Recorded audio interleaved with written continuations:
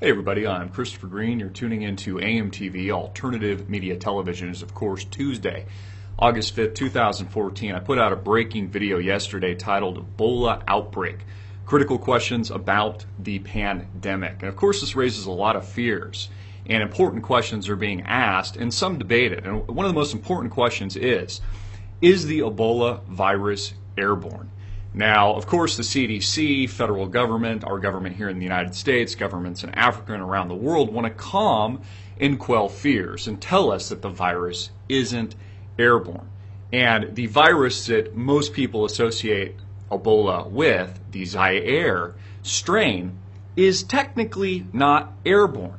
But that's assuming that this new recent virus, which has now been the worst, and this has been the worst case in history, in modern history, that's killed almost 1,000 people and growing, and is popping up not just in airports in central London, but even potentially cases in New York City, is trying to address and answer the question whether or not this can be transmitted through the air.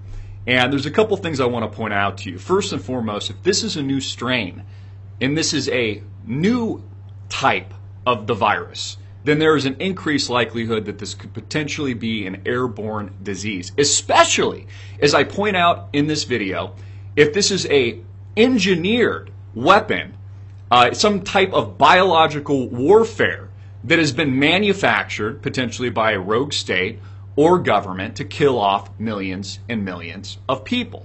Now, of course, the federal government isn't going to tell you the truth. I mean, if they knew we were beyond the point of no return and that millions of people were going to die, they wouldn't issue a warning. They would just buy more time, and they would try to quell panic for as long as possible while they slipped down into their bunkers and prepared for a worst-case scenario. You're not going to get the truth at all, and that's the bottom line.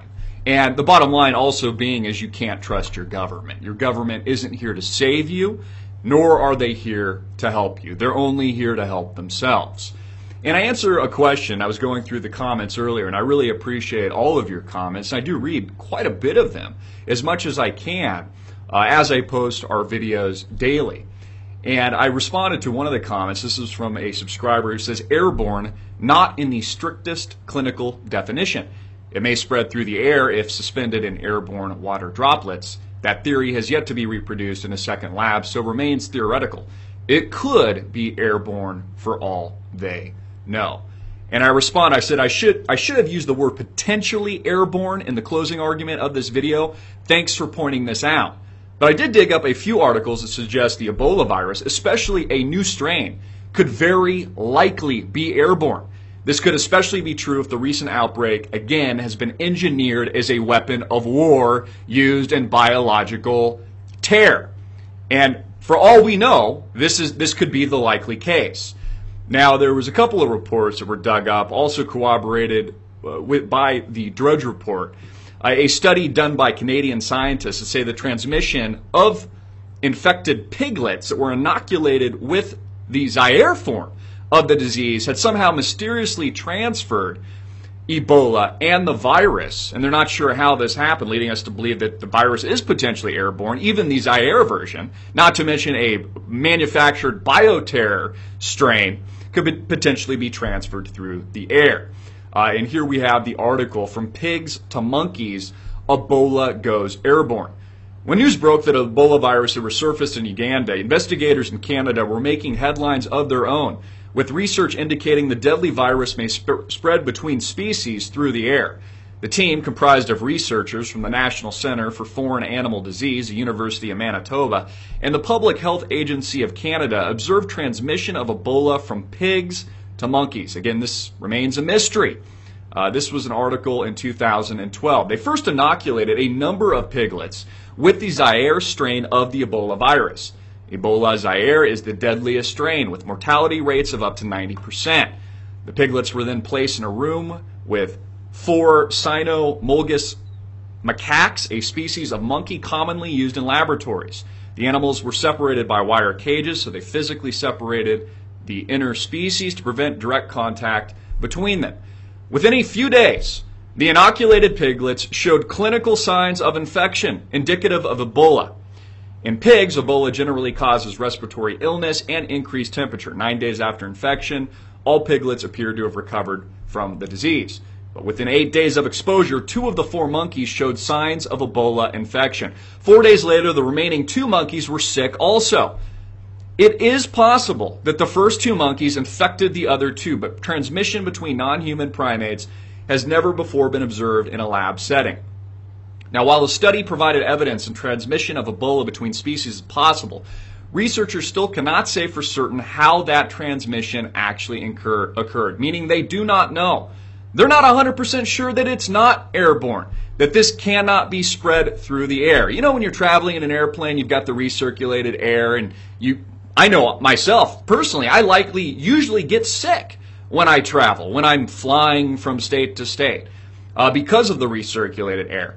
And I'm going to read you also a report issued by the CDC that is actually worried about the same things we're talking about right now. Now, there are 3 likely candidates for the route of transmission. It can be either airborne, in droplet form, or fomites. Airborne and droplet transmission both technically travel through the air to infect others. The difference lies in the size of the infective particles.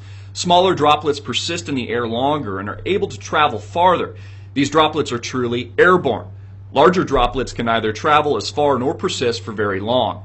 Now, fomites are inanimate objects that can transmit disease if they are contaminated with infectious agents. In this study, a monkey's cage could have been contaminated, for example, when workers were cleaning a nearby pig cage. If the monkey touched the contaminated cage surface and then the mouth or eyes, it could have been infected. Author Dr. Gary Kobinger suspects that the virus is transmitted through droplets. This would mean that the virus, the Zaire strain, is airborne. This is not what the mainstream media is telling you, folks. He says not fomites because evidence of infection in the lungs of the monkeys indicated that the virus was inhaled. So even though there is quite a bit of evidence to indicate that the disease is not airborne, this is not entirely agreed upon the scientific community. This report by the Disease Daily from healthmap.org and a study done by the National Center for Foreign Animal Disease by Canadian researchers begs to differ, meaning they don't know.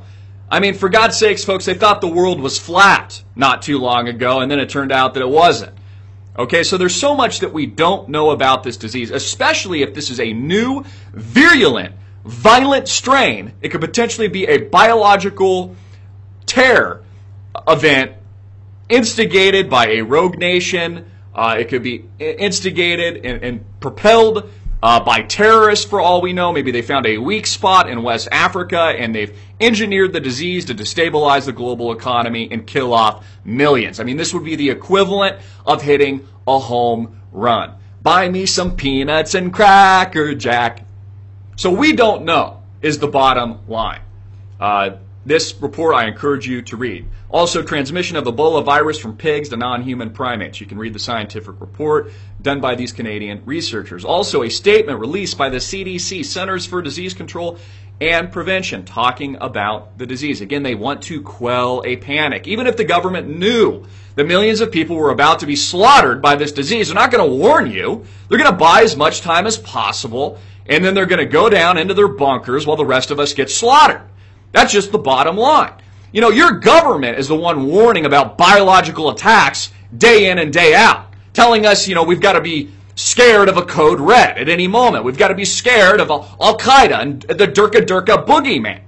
Our own government tells us to be fearful about this, but they're just going to quell any fears for now, even though they have no idea whether or not this recent Ebola outbreak is potentially airborne, and it very likely could be. There was also a great report put out by alternative media fellow Paul Joseph Watson, who says despite repeated assurances that the Ebola virus cannot be transmitted via airborne particles, the CDC is concerned about the very outcome and has directed airline staff to take steps to prevent the spread of infectious material through the air. Isn't that interesting? I mean, why would the airlines and why would the CDC issue a statement fearing that this disease could be spread through the air if it wasn't possible, if it wasn't a potentially airborne disease? I mean, if you can just get it by touching people, etc., and you have to be exhibiting symptoms, and why would they have you wear masks? Why would the CDC be concerned about an airborne strain. Again, folks, what do they know that we don't? What does the government know that we don't? What are they hiding? What does the Obama administration know that we don't? Why are they transferring Americans back to the States with the frickin' strain? Why? Are they trying to kill us off? Are they trying to infect millions of people? I mean, again, all of these are very important questions, and especially if this new strain is an engineered or manufactured strain used as some kind of biological terror attack, it could very likely and would be intended, I would assume, I would assure you, by those behind it, to be an airborne transmission. Of course, the kill rate would be much more effective and much higher and a much more efficient attack on global populations if it was in fact airborne, and they would definitely go for that potential type of strain. Also, another article here says it's nearly impossible to get Ebola in New York, so why is everyone freaking out? Well, for good reason, because again, we don't know the truth.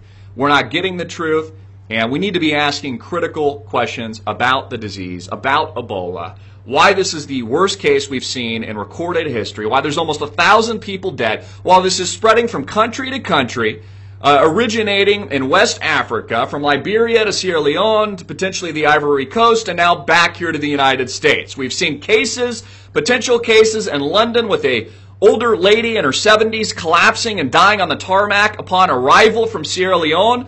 We've had potentially warnings coming from New York City, and the story is just snowballing. So the bottom line is, folks, we don't know the truth. We don't know if Ebola is in fact not able to be transmitted via airborne transmission. Okay, there's been a lot of reports and a lot of studies done that say the exact opposite. And we all need to take this into consideration. I'm Christopher Green. Get this out everywhere. Make it viral, hard-hitting and in your face, and click the link below to support our sponsor.